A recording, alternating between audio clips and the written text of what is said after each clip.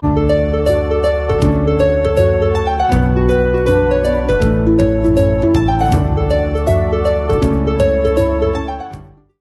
Judy Crane, and this is a free art lesson on how to design a painting to use the entire canvas.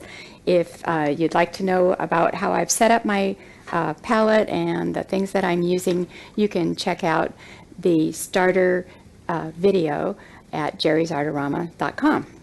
So let's get started. The main thing I want to talk about here is that every part of this painting is a shape and every part of it is important.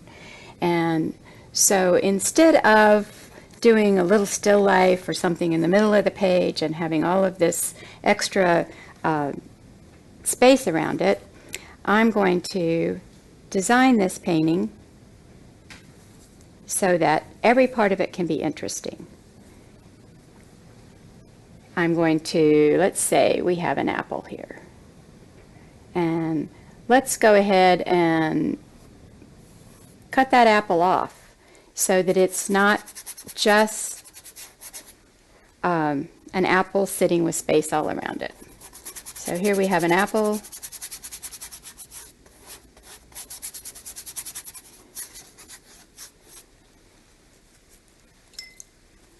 I'm going to put a lemon in front of it.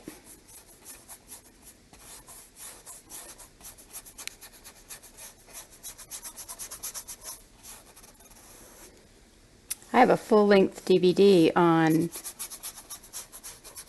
painting translucent fruits with reflective light and shadows. If you want to learn more about how to paint this fruit, check that out. Right now, I just want to talk to you about how to make sure that every part of this canvas is a shape and is interesting.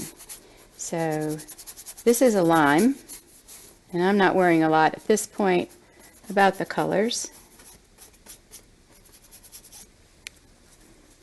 I'm going to overlap that lime a little bit more with my apple shape. Okay? This is not very interesting at this point, but the shadows are part of the shapes. So I'm just going to put in some shadow shapes to show you what I mean. Here we have a shadow that would be coming from this lime if the light's coming from over here. So here we have a shadow, and it could be coming around like this.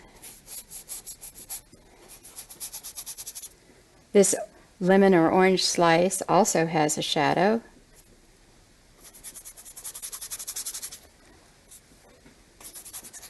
And the apple has a shadow. So this entire section here could be primarily in shadow.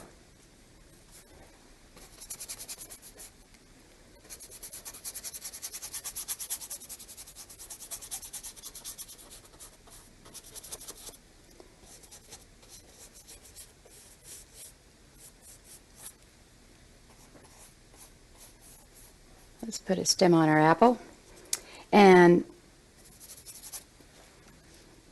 some shadows on the fruit so it makes sense as to where those shadows are.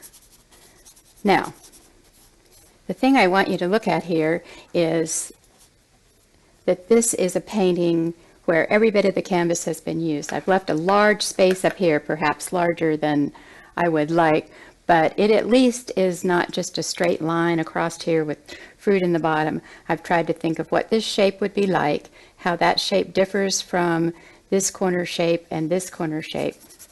So whether you're working with flowers, you're working with even a landscape, you want to think of it in terms of every bit of the canvas being a shape in the painting, and it's important. So if this is sky and these are trees and this is foreground and a path, you still want to make sure that all the shapes have interest.